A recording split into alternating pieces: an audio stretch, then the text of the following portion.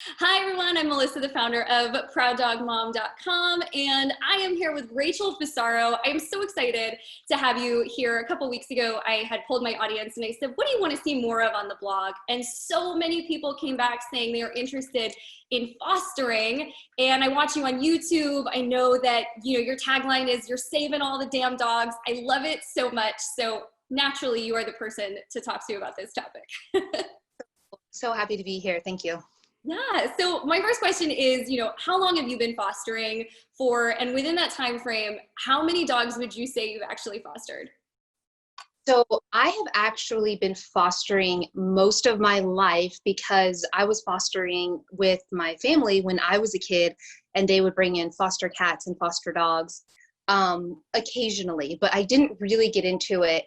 I wouldn't say professionally, but I didn't get into it as much as I am now until maybe 7 years ago, and it was only a couple years into that I got super serious into it, and I fostered over 65 dogs at this point. Oh my gosh, that's a lot of dogs. You really Yeah. are saving all the damn dogs. I love it so much. One dog. I love it. So obviously, I was going to say what got you into fostering, but really, it seems like it was your childhood and just having that be such a prominent part. Yeah, it was. Here's the honest truth. So, always been obsessed with animals. They're just the core of my life since the beginning of my life. And I'd adopted a chocolate lab and loved him. He was a puppy. It was awesome. And then he got a little older. We really wanted a second dog, but I was like, I don't know. Like, is that going to be a lot to handle?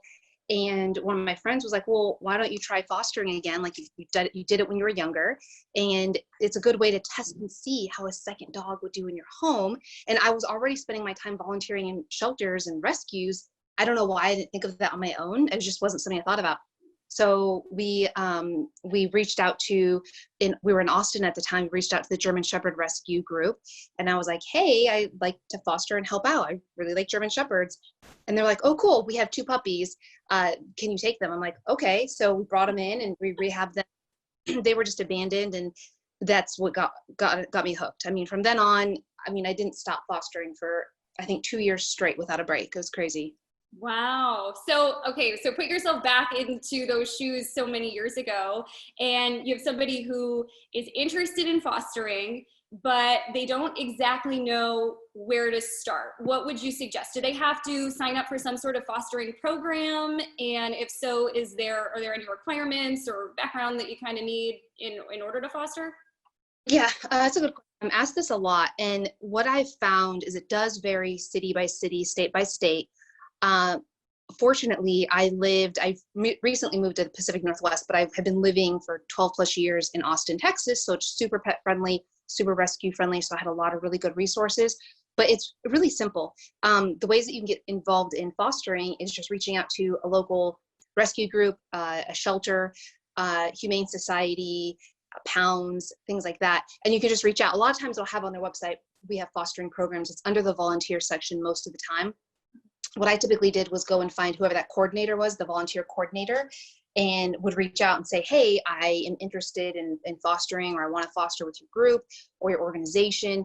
What's your application process? And 90% of the time they have you, 90% of the time, let me tell you this, understand that these shelters, rescue groups, humane societies, they're mostly run by volunteers. So I get a lot of people say, hey, I reached out to 3 different rescue groups and nobody got back to me. You have to understand that these people are doing this in addition to their full-time job like I did, plus many of them have kids and families. So you got to be persistent on it in the beginning because it's a lot of work. I was on the board for one of the rescues for quite some time, and I managed all the fosters, and it's really overwhelming because you get a lot of interest at first and then people kind of die off, right? It's exciting and then they kind of die off. So sometimes when we get a flood of email interest, sometimes more of our priority and time goes to those who are already fostering. So you got to be persistent, show that you're really interested in some situations, but you just, most of the time, all you have to do is fill out an application, and the application is very similar to what you'd fill out if you're going to go adopt a dog. because they want to make sure that you have a fenced in yard. They want to make sure that you have some dog experience. You don't have to. A lot of people that I would bring into our rescue and volunteer foster program had very little experience with dogs, but it's important that you notate that in your application because they will pretty much always ask, because as we're placing fosters with you, it's important we know what kind of dog you can handle. They obviously want to know if you have other animals in the house and things like that. So once you're on someone's list, right, you've kind of made those connections and you're about to adopt, do you get access to a portal or a database where you're looking at different dogs and saying, okay, I want to foster that one? Or is it more, this is the need that we have, the shelter now contacts the foster and says, I'm placing this dog with you? Yeah, great question. I'm going to give you a little pro tip. So a lot of times, and I've done this as well, you come into a rescue foster volunteer program and yes, you see the database many times, a lot of times at Facebook groups, and they'll see the dogs and you see this cutest one. You're like, I want that one.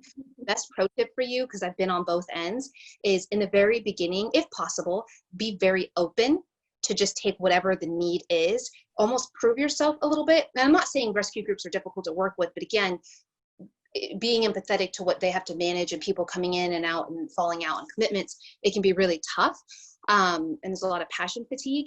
But if you, in the very first 2 to 3 dogs that you foster, you do shorter term ones that just need some quick help, kind of prove yourself a little bit. After that, groups I've seen open up 10 times more to say, okay, which one do you want? And as you get more involved in the group, they learn more of what works for you. But yeah, by the time I was on, 9 months into doing it, we'd see lists of dogs come in on the email distro and I'd be like, I'm going to foster that one. And I have no shame in that, because my thing is some rescues, there's a little bit of a negative connotation there. Like, oh, everyone's going to want to, foster this dog because it's cute.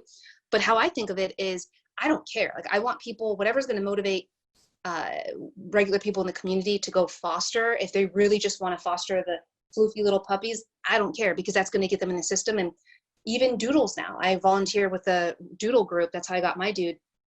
And we're overwhelmed with inbounds because people are giving them up. So pretty much any breed that you are really passionate about, you can go foster there. Oh, interesting. Well, that's really great for people who are interested in looking to have a forever home for a certain type of breed, at least to get to know that breed beforehand. Families that haven't had dogs or a lot of experience with dogs, just start by fostering. Like, I wish it was a prerequisite. Like, you cannot get a dog until you've fostered at least one, just to kind of like get your feet wet and understand what it's really like. I think it's a really good introduction. Well, you learn a lot. They're a really big commitment, and I don't think a lot of people who haven't had dogs before always understand that. So it is really a great way to get your feet wet or your toes wet. Yeah. Now, for someone who hasn't had a dog before, there's a lot of supplies that you need as pet parents: crates, food bowls, water bowls, toys, food, obviously. Is this something that usually the rescue supply, or is it something that get on out to the pet store before you bring your foster home? Yeah, no, it's a great question. So with every rescue group I've worked with, we always supplied whatever was needed. It was very common for us as volunteers to go and get extra stuff because it's just hard not to. But yeah, usually you're given crate, food. Food was the one that I would say 50% of the time was provided and 50% of the time wasn't provided. But there's usually so many people that donate products that if you really like, look, I cannot afford to, let's say you're fostering a Great Dane and you're like, I really can't afford to feed this right now, but I really want to help. We've never had a situation where we couldn't find another volunteer to donate the food, but usually food, all their medicine, whether it be if they're on any long-term medicine, flea, tick, vaccines, of course, all of that. If there's any injury, a lot of times you're dealing with a spayed or recently spayed or neutered dog. If there's an illness that they're going through, all that's really covered. And collars, leashes are usually also provided. Sometimes you'll get toys. I know that 3 of the rescues I volunteered with, we had Amazon wish lists for the rescue. And then you would kind of, as a volunteer, reach out to the group and say, hey, these are the items that would be helpful for me. And then people would donate and send them. So a lot of times that was never much of an issue. Okay. Okay, great. And then I know cost is a really big thing on people's minds when they're going to at least get into fostering initially. So say something were to happen, hopefully it doesn't, but you know, everybody needs to know, just if something were to happen and you needed to go to the vet, are those bills typically covered, or is that something that you're digging into your own pocket for? Yeah, great question. So that's all covered. I mean, when you're bringing in a foster dog, and again, I'm speaking for 99% of them. There could be 1% that they don't. So these are questions that you'll find out ahead of time. I've never been in a situation where they don't, but when you're fostering a rescue dog, I mean, your job is to bring them home and rehab them both mentally and physically, and literally just give them a safe space. Because when dogs are in shelters or obviously on the street, they're not at their best. And so when you give them a home, they're able to just relax and calm and become into their own. And it's more about providing care, attention, structure, routine, and less of paying for things. Now I will say, you know, a lot of people as a donation will cover the cost of, like, hey, I'll cover the spay of this dog or whatever, because a lot of vets will give it at such a low cost as like a donation, but absolutely not required. Now, I love what you just said there before too, about how when you're bringing a foster in, kind of what your job and responsibility is. Is it a couple days before they start to kind of really come out of their shell? And I'm sure it's not an immediate thing where, you know, you're welcoming the dog home and saying, hey, neighborhood, come here and let's overwhelm this dog who's just been in the shelter. No, yeah. So every dog is different. I've had fosters come in and it's like they never were not part of my family. Most of them will come in, will be pretty timid. Just like any dog, if you were to take your dog and just put it in a stranger's home right now, it'd probably be a little like, what's going on? Or same with mine. Uh, you know, the time that it takes for the dog to fully decompress, they're usually adopted by them in most situations, to be honest. The longest foster I've ever had was a year, but typically the average length that I had a foster was average was probably about 3 to 5 weeks. So dogs, I mean, bringing a dog in a home usually on average will take about 6 months before they really come into their own. Like, it's a long process. They're very sensitive creatures. But what I do when they first come in, you know, a lot of people will say, okay, like, what do you do? Like, do you just love on them and play with them and let them do whatever? For me, it's all about giving the structure and routine from day one, because I think you mentioned, or maybe I'm jumping ahead, but I think you mentioned about like training and what do you do with the dogs? Like, do you train them? Like, how much of your time is training them? To me, that's probably the best thing that you can do for them. And I'm not meaning you need to teach them silly tricks, but day one, a foster comes home and I'm showing them where they go potty, and I'm rewarding that with positive reinforcement, you know, treats, play, or praise when they go potty in the right spot.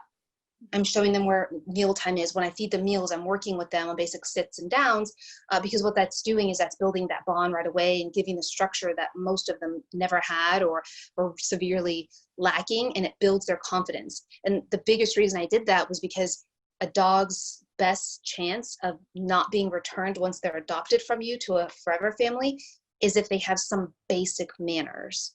So that was really important that we started working with them right away. And I was not and am not a professionally trained dog trainer, but you learn quick because dogs are smart and they kind of teach you through what works and what doesn't work.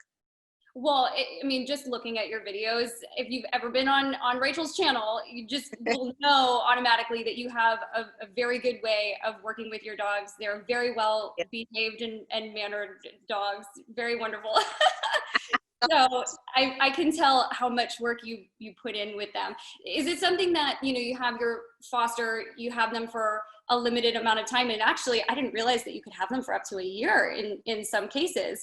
So Yeah. if you do have them, I guess, would you even consider doing like puppy training classes, or is this something that you should really just be working on in the home with them? Actually, we had a lot of dog trainers locally for two of the rescues that I worked with that would give free classes to volunteers that were fostering. So they would say, you know, as long as the dog was healthy and could contaminate other dogs and had vaccines, um, local dog trainers would say, hey, if you're fostering your dog, you can bring your foster dog to this class, to the whole series for free. So what I always told my volunteers was, reach out to trainers around you, let them know you're fostering a dog that's really having issues. And a lot of times they'll do discounted classes or for free. And most of the times rescue groups will have a list of people. And then the best part is the community you get. Like the community I built by fostering dogs, these are all really dog savvy people, many of them dog trainers, or they've been working with dogs since they were a baby and have worked with the most challenging dogs out there. So they have a lot of good tips. That's how I learned, was just by, I called up our volunteer coordinator when I first started. I was like, oh, the dog is doing this or that. Like, what do I do? And they walk you through it and you learn quick. Yeah. Oh, I love that. That's such a good tip, to just reach out and see. I would have never thought to do that. So any advice just for first time fosters? It would probably be two things. The first one would be, don't get discouraged. And that's really like that's such a big thing, because it's tough. Like, your first foster is going to be super easy, and then you're like, oh, I'm all in. I can't wait to get the second or third. And then by like the fourth one, it's a really challenging dog and you want to give up. I wanted to give up so many times. I would get a dog that I thought would be impossible to work with, extreme separation anxiety. At the time, I worked an 8-to-5 job in corporate, so I had to go to work, which was always tough. I had to like come back during lunch, let them out. It was very stressful. Just understand that you're going to get better, just like your foster dogs are, and you're going to get better over time, and then you're going to be better with your foster dogs. And just don't get discouraged. Like, take your time and pace it. So when I was the foster coordinator, people in the beginning, they'd want to go foster after foster after foster, and I wouldn't allow them. I would say, okay, you got one. All right, now take like a week break, and then we'll give you another. Take a week break, because all it takes for many is just that one really challenging dog, and then people want to give up, understandably, because it's really tough. Maybe they had accidents around the house. So just take your time and don't rush it, and just understand that you're going to get better and it will get better. And then the second thing is, try not to make decisions based off of fear. So probably the number one question I get is like, how do you say goodbye? That's like, how could I have a dog in my house for a year or a month or even a week and say goodbye? But I just encourage you to remember that feeling you're feeling for your current foster dog, or the foster dog you're about to get, of love and devotion, and you put so much into them, or him or her. You're going to feel that for the next dog. And if you don't go foster that next dog, then you're not going to be able to have that experience again. And there's just one less dog that you're able to help, and you will get through it, and you'll get stronger, and you'll get better. And it'll always be sad, but it won't be goodbye forever. I would say over half the dogs that I fostered, I still am in contact with. So it's doable, and the cause is incredibly worth it and much needed. I love it. Well, thank you so much. Is there anything else that I didn't ask that you think is really important for people to know? Remember that the rescue group or the shelter that you're working with, they are, mostly volunteers. So over communicate your needs, over communicate your desires. Don't be afraid to reach out for help. Have a community when you're part of a rescue group.